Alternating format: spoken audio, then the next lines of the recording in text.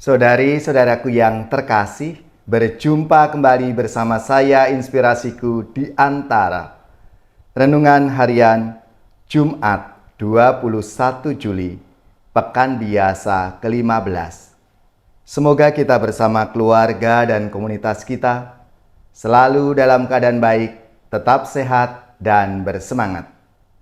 Marilah kita mengawali renungan kita dengan tanda kemenangan Kristus. Dalam nama Bapa dan Putra dan Roh Kudus. Amin. Allah Bapa yang Maha Baik, Engkau telah mengutus Putramu menjadi anak domba Paskah yang baru. Semoga berkat darahnya yang dicurahkan di kayu salib, kami dibebaskan dari perbudakan dosa dan kematian kekal, serta diciptakan kembali sebagai manusia baru. Dengan pengantaraan Yesus Kristus Putramu Tuhan kami, yang bersama dengan Dikau dalam persatuan Roh Kudus, hidup dan berkuasa Allah sepanjang segala masa. Amin. Dalam nama Bapa dan Putra dan Roh Kudus. Amin. Inspirasi kita hari ini dari Injil Suci menurut Matius bab 12 ayat 1 sampai 8. Marilah kita siapkan kitab suci kita masing-masing. Kita akan membaca bersama-sama lalu merenungkannya. Pada suatu hari Sabat, Yesus dan murid-muridnya berjalan di ladang gandum. Karena lapar, murid-muridnya memetik bulir gandum dan memakannya. Melihat itu berkatalah orang-orang Farisi kepada Yesus, "Lihatlah, murid-muridmu berbuat sesuatu yang tidak diperbolehkan pada hari Sabat." Tetapi Yesus menjawab, "Tidakkah kalian baca apa yang dilakukan Daud ketika ia dan para pengikutnya lapar? Ia masuk ke dalam bait Allah, dan mereka semua makan roti sajian yang tidak boleh dimakan kecuali oleh imam-imam. Atau tidakkah kalian baca dalam kitab Taurat bahwa pada hari-hari Sabat, imam-imam melanggar hukum Sabat di dalam bait Allah, namun tidak bersalah? Aku berkata kepadamu, di sini ada yang melebihi bait Allah. Seandainya kalian memahami maksud sabda ini, yang ku kehendaki ialah belas kasihan dan bukan persembahan, tentu kalian tidak akan menghukum orang yang tidak bersalah. Sebab Anak Manusia adalah Tuhan atas hari Sabat." Demikianlah sabda Tuhan. Terpujilah Kristus. Saudari-saudaraku yang terkasih, dalam sabda Tuhan hari ini dikisahkan murid-murid Yesus yang memetik bulir-bulir gandum dan memakannya. Perbuatan itu menurut orang-orang Farisi adalah perbuatan melawan hukum Sabat. Namun, yang membuat orang-orang Farisi geram bukan perbuatannya, melainkan waktunya. Murid-murid Yesus memetik gandum dan memakannya pada hari Sabat.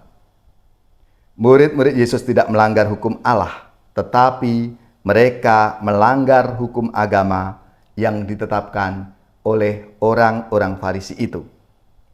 Atas penilaian orang-orang Farisi itu, Yesus mengutip apa yang pernah terjadi dalam kitab suci.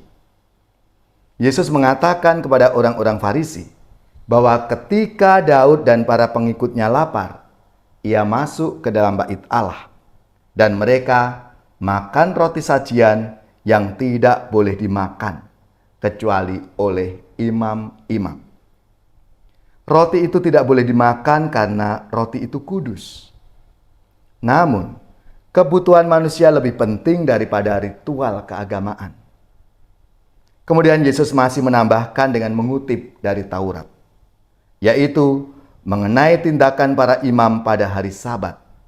Namun para imam dianggap tidak bersalah meskipun melanggar hari Sabat. Dengan mengatakan dua fakta dari kitab suci ini, Yesus mau membuka pengertian orang-orang Farisi mengenai maksud dari aturan, yaitu mengutamakan kehidupan. Saudari-saudaraku yang terkasih, dalam hidup beragama tanpa sadar, kita bisa bersikap seperti orang-orang Farisi itu, yaitu menerapkan ritus-ritus keagamaan dengan keras dan mengabaikan belas kasih. Kadangkala kita lebih mementingkan aturan daripada belas kasih, daripada kehidupan itu sendiri. Melalui sabda Tuhan hari ini, kita semua diajak untuk lebih mengutamakan pemenuhan kebutuhan manusia daripada kita berusaha memaksakan orang lain mengikuti aturan-aturan kita. Semoga kita semakin tergerak oleh belas kasih untuk menolong orang lain, memenuhi kebutuhan mereka. Dan kita dipanggil untuk menjadi saluran rahmat dan berkat bagi sesama kita.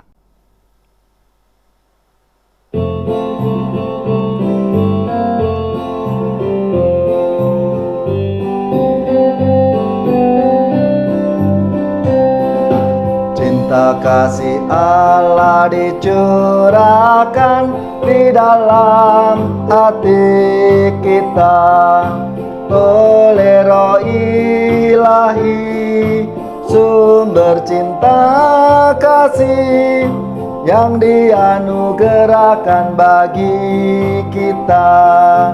Walau kaya raya dan kuasa, walau cantik indah mempesona, walau pandai dan gagah perkasa, percumalah tanpa cinta kasih.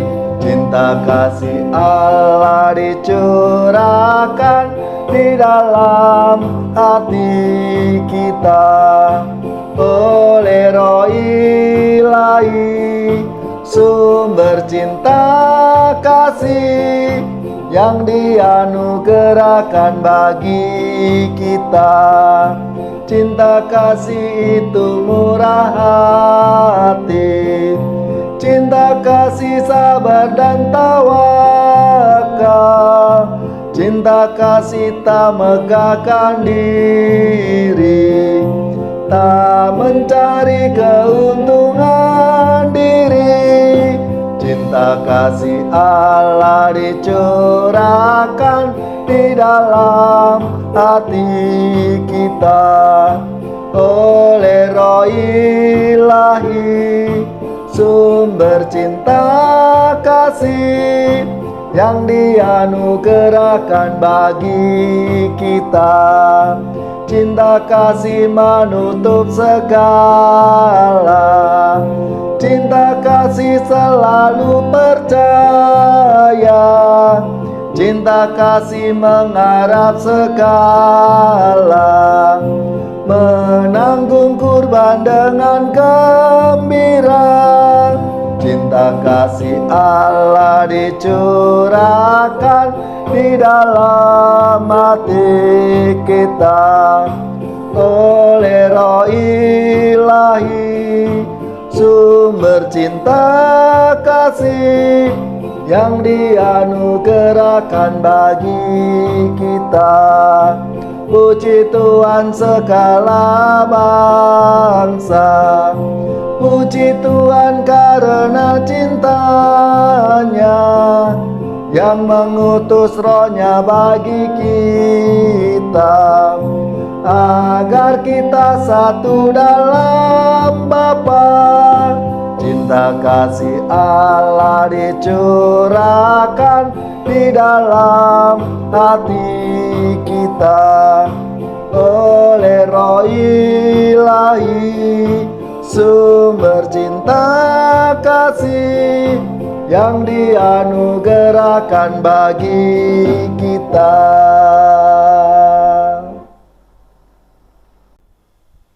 Saudari-saudaraku yang terkasih, marilah kita mengakhiri renungan kita hari ini dengan mohon berkat Tuhan, dan kita akan menerima tugas perutusan.